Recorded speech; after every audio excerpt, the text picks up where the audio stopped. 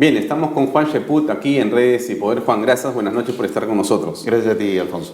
Juan, al parecer el presidente de la República está asumiendo el papel ahora sí de defensor político pleno de la señora Nadine Heredia, en una posición que muchos consideran que no le corresponde. El presidente ha hecho hoy día en España lo que hemos señalado al principio del programa y que es prácticamente un enfrentamiento o está haciendo un enfrentamiento con el Poder Legislativo a partir de este tema. ¿Qué es lo que nos espera? Bueno, primero que nada yo considero que el presidente comete un error cuando pierde la compostura en un país lejano, en España, y en segundo lugar confronta con el Poder Legislativo estando de visita oficial y de Estado. Yo creo que es un momento en el cual él debería mantener las formas, ser absolutamente imparcial diplomático y demostrar que es presidente de todos los peruanos y no ingresar en el terreno de lo particular y tratar de defender a su esposa, así los distintos periodistas sean impertinentes y le lancen preguntas, ¿no? Él ha perdido una brillante oportunidad para marcar distancias, demostrar que es un estadista que se coloca por encima de las circunstancias menores y abocarse más bien en la temática de acercamiento con España. Ahora, ¿qué es lo que nos espera? Yo considero que en primer lugar el gobierno sabe que tiene mucho que responder en relación a la señora Nadine Heredia y a una red. Cuando hablamos de Nadine Heredia no debemos hablar de una sola persona, debemos hablar de que hay un brazo parlamentario, debemos hablar de que hay un brazo en el Poder Ejecutivo que ha permitido ejecuciones presupuestales, podemos hablar desde los pañales hasta las campañas proselitistas, debemos hablar de que ha habido una serie de visitas a Palacio y también funcionarios como la señora Rocío Calderón que ha estado en la OCE, es decir, ha estado encargada de temas de licitación. Es decir, podríamos estar hablando de una orellanización en el estilo en Palacio de Gobierno, porque es una red, no es una sola persona en particular, es una red. Y yo creo que a eso es lo que teme el presidente y por eso es que incurre en este tipo de enfrentamientos con el único afán de que patee el tablero. Pero al otro lado encuentra una Marisol Pérez Tello que en lugar de ingresar al mismo terreno, sí mantiene las formas, marca la distancia y no pisa el palito, ¿no? Yo creo que eso es positivo. La percepción que la ciudadanía tiene, según la encuesta de CPI, 58.3% dice que la señora Heredia, bueno, tiene visos de corrupción muy fuertes. ¿Es parte de una mala percepción en el sentido de que está dirigido por alguien? Porque Pedro Caterina ha señalado de que, bueno, es una mala pregunta, que esto está induciendo a que se haga sobre ella casi un juicio público. ¿Es así? No, no es así. Matemáticamente es absolutamente válido y aún más, no es 58%, es como 80%, porque hay un 22% que dice que es poco corrupta. Entonces, cuando se habla de un fenómeno como la corrupción, no podemos utilizar el adverbio poco, mucho o bastante, sino simplemente si es corrupto o no. Y si sumamos todos esos parciales, el 80% de la población dice que la señora está vinculada a la corrupción, que es como deberíamos ver. Entonces, si a eso le agregamos a lo de CPI, lo que pasó con Ipsos Apoyo, en el sentido de que también casi el 80% considera mayormente corruptos a la pareja presidencial, en ese caso 75%, pues lo que vale es la tendencia. Y la tendencia es que la percepción de la opinión pública es que estas personas están vinculadas en actos de corrupción y eso es peligrosísimo porque quita legitimidad. Ahora, el presidente no se debería sentir tan ofuscado porque en realidad hay una oposición bastante comprensible. Mira, en estos momentos tenemos problemas de seguridad ciudadana. Tenemos problemas económicos, tenemos problemas de desorden gubernamental, tenemos una serie de acusaciones de corrupción y el presidente está con el premier en España. Entonces, el jefe de gobierno está en España y el presidente de la República está en España. ¿Me entiendes? Ese nivel de irresponsabilidad y apego por lo frívolo que hay y por otro lado hay una oposición absolutamente complaciente.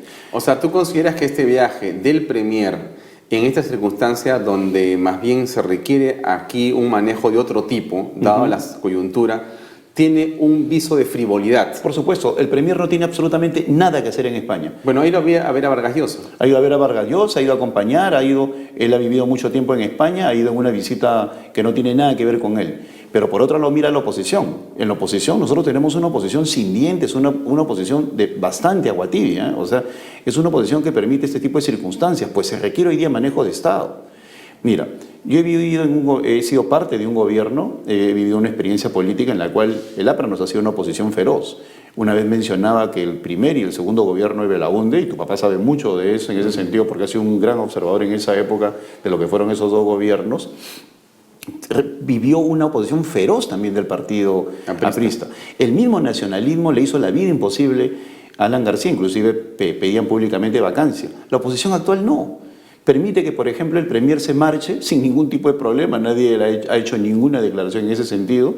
Han sido hasta condescendientes en momentos en los cuales se requiere de manejo político. Lo que está pasando es bien grave. Que se ignore, por ejemplo, una noticia como que la señora Binatea le paga las vacaciones con $9.000. No se sabe dónde está este señor, el que supuestamente traía las coimas de Brasil, el señor Vanderlei, ¿no? De Brasil dicen que ya se salió del país. Entonces, hay una serie de elementos que están pasando desapercibidos en medio de una serie de política declarativa y ante lo cual el gobierno sigue actuando con mucha frivolidad. Entonces, el presidente debe medir también hasta dónde llega la oposición para que él siga actuando de esta manera. Ahora, ¿esto qué impacto va a tener en esta mesa directiva que se está negociando? Porque aquí existe el fujimorismo que da un paso atrás, el aprismo que da un paso atrás, pero está mirando, va a votar, pero no quiere pertenecer a la mesa directiva para evitar justamente el rechazo de algunos grupos, ¿no es cierto? Entonces, al final de cuentas, lo primero que te preguntaría es, ¿da la impresión que no hay forma que se salve y sería, digamos, derrotado el oficialismo y el nacionalismo en esta elección próxima de la próxima mesa directiva? Mira, yo creo que hasta el día de la votación no hay que cantar victoria. Y yo veo en cierto sector de la oposición una actitud triunfalista sin que hayan ganado la elección. Inclusive tengo información que algunos candidatos ya están solicitando información protocolar, ¿no? Cómo hacer para celebrar, etcétera, etcétera, sin haber ganado, lo cual desdice de su nivel político, ¿no? Primero que se dediquen a juntar los votos y no anunciarlos. Y Juan, ¿tú no crees que sería mejor que no gane la oposición? Una postura política... Porque finalmente el tema es, muy bien, si ha estado el nacionalismo gobernando 4 años, que esté 5, pues. Claro. ¿Para qué meternos en el último año? Si no hay un problema tampoco de gobernabilidad en el Congreso. O sea, finalmente, bueno, ya mal lo han hecho, seguirá mal, pues. No hay ni gobernabilidad, y no hay ni problemas de gobernabilidad, ni tampoco hay problemas de que le hagan una oposición destructora, ¿no? De ninguna manera. Y inclusive esto podría servir de pretexto para que desde el gobierno digan, bueno, la mesa directiva está en manos del Congreso. No podemos hacer nada. Hay corresponsabilidad, ¿no? Así no es, a eso iba. Entonces, ¿no? En esa línea política, yo también pensaba en un momento, bueno, quizá la políticamente más claro acá es no participar y que gane el nacionalismo y que lo siga manejando.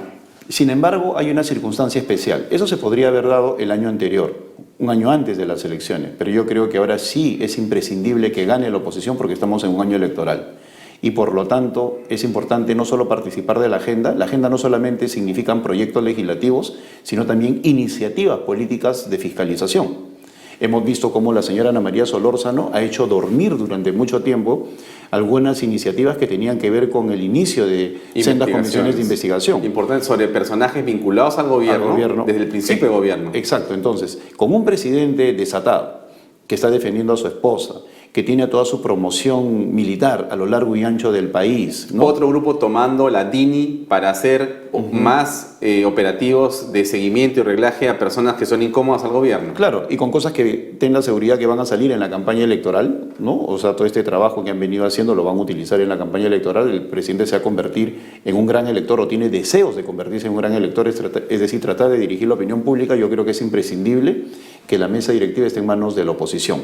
Y la oposición no debe ser infantil de estar poniendo 1, 2, 3 candidatos y estar creyendo que ya ganaron. Yo creo que hay un infantilismo político allí de parte de los opositores, preanunciando su victoria, cuando en realidad lo que tendrían que hacer es seguir haciendo minería de votos para buscarlos y de esa manera tratar de consolidar una posición hegemónica que se refleje en el triunfo el 26 de julio. Pero estar ahorita en actos protocolares, que donde me toca sentarme, que se invita a mi esposa, etc. O sea, ese tipo de cosas no tienen sentido mientras no se hayan conseguido los votos necesarios. Pero ¿tú crees que estemos en un nivel de frivolidad por parte de la oposición así como el que tú señalas? O sea, tus fuentes dicen que hay... Congresistas son los que me lo han mencionado. Son parlamentarios que obviamente no voy a decir el nombre, parlamentarios que me han confiado indicando de que están en cierta medida decepcionados, de que se están miembros de la mesa directiva, de la futura mesa directiva, ya están peleándose por algunos votitos. Ahora, lo que hay que tener cuidado, o alguna posición de responsabilidad política, ¿no? Ahora, no nos olvidemos de que puede surgir una tercera opción, pero que nazca maquillada del oficialismo. Por ejemplo, alguien de Perú Posible. Se está especulando que podría ser Daniel Mora, por ejemplo. Entonces Daniel Mora no sería un candidato de la oposición, sería un candidato, a pesar del respeto que le tengo a Daniel, funcional al gobierno, de tal forma que no se tenga la mayoría necesaria y se vaya a una nueva vuelta.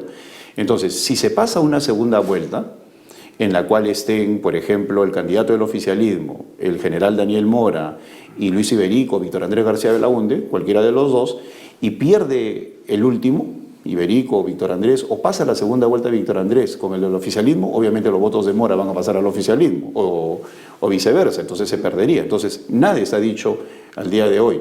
Por lo tanto, antes de ver esta partición o de estar celebrando por anticipado, creo yo de que deberían abocarse a conseguir los votos y a consolidar las alianzas. La elección presidencial que viene en el 2016 es una elección congresal también muy delicada, pero el ánimo no es un ánimo más bien de apaciguar las aguas para poder conducir el proceso de manera ordenada, sino el presidente parece levantar las olas. Es decir, lejos de buscar ecuanimidad o tener un discurso de tranquilidad, es otra cosa. Vemos a un hombre que está desatado, realmente desatado, defendiendo a su esposa capa y espada como si esa fuera su función. Ya, esto, ¿cómo puede complicar esa elección de 2016? En mucho, porque los últimos presidentes, desde Valentín Paniagua hasta el presidente Alan García, han sido escrupulosos en el manejo democrático de los procesos electorales. No debemos olvidar que el proceso electoral es una serie de meses, ¿no?, encadenados, y no es solamente un día, el 10 de abril. ¿No? Por eso se habla del proceso electoral. Y el proceso electoral se contamina cuando el presidente se demora en convocar elecciones para que pueda seguir haciendo proselitismo a su esposa, cuando se convierte en un gran elector, formando opinión en favor de un personaje u otro, cuando utiliza los recursos públicos para hacer proselitismo, cuando tiene a todos sus ministros uniformados con camisa blanco, polo blanco, que va a ser un uniforme de campaña del nacionalismo, etcétera, etcétera. Entonces, ya hay elementos que están contaminando el proceso electoral, a lo cual habría que agregar que el presidente no ha cumplido con su ofrecimiento, dado en mensajes anteriores, de impulsar una gran reforma política. Por lo tanto, en las próximas elecciones vamos a tener más de lo mismo, pues la arquitectura política que ahora nos agobia va a seguir siendo exactamente igual. Vamos a ir a un voto preferencial, no va a haber mayor democracia interna, etcétera. Eso no va a cambiar, ¿no es cierto? No va a cambiar porque el presidente no lo impulsó a pesar de haberlo prometido. Y de él era la mayor responsabilidad, pues se necesita un liderazgo de ese nivel. Lamentablemente no hay y vamos a seguir con la misma arquitectura. Entonces, si a eso le agregamos que el presidente de la República, en sus ansias de tratar de buscar una bancada que lo proteja, va a intrometerse en el proceso electoral, pues necesitamos una bancada opositora, necesitamos medios de comunicación independientes y necesitamos políticos que le hagan entender a la ciudadanía que no solamente se elige presidente, sino también Congreso. Y que para el Congreso no deben apostar por personajes populares como pueden ser los voleibolistas o los cómicos, sino simplemente personas que tengan capacidad de hablarle de frente y de pie al próximo presidente y ejercer las labores de fiscalización necesarias y obviamente impulsar proyectos adecuados.